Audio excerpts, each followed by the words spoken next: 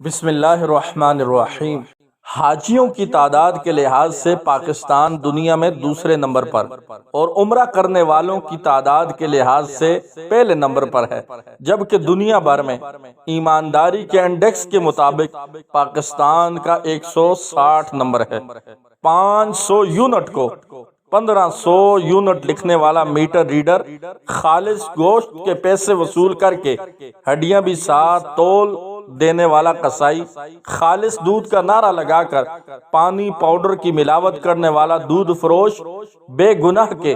FIR 2 مزید heroine کی پوڑیاں لکھنے والا انصاف پسند SHO،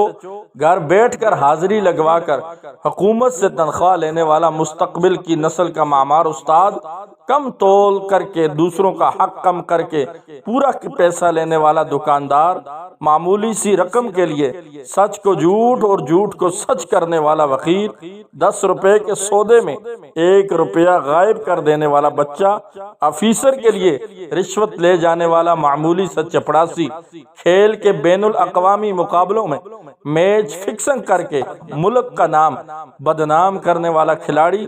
ساری رات فلمیں دیکھ کر فجر کو اللہ اکبر سنتے ہی سونے والا نوجوان، کروڑوں کے بجٹ میں غبن کر کے 10 لاکھ کی سڑک بنانے والا MPA اور MNA، لاکھوں غبن کر کے 10,000 کے ہینڈ پمپ لگانے والا جابر ٹھیکیدار، ہزاروں کا غبن کر کے چند سو میں ایک نالی پکے کرنے والا ضمیر فروش، ممبر صاحب، غلہ اگانے کے لیے بہاری بہرکم سود پہ قرض دینے والا ظالم چودھری، زمین کے حساب کتاب اور پیمائش میں کمی بیشی کر کے اپنے بیٹے کو حرام مال کا مالک بنانے والا پٹواری، اور ریوینیو آفیسر، دعاؤں اور لیبارٹری ٹیسٹ پر کمیشن کے طور پر عمرہ کرنے والے ڈاکٹر، اپنے قلم کو بیچ کر پیسہ کمانے والا صحافی، جب ہر کوئی کشتی میں اپنے حصے کا سوراخ کر رہا ہو تو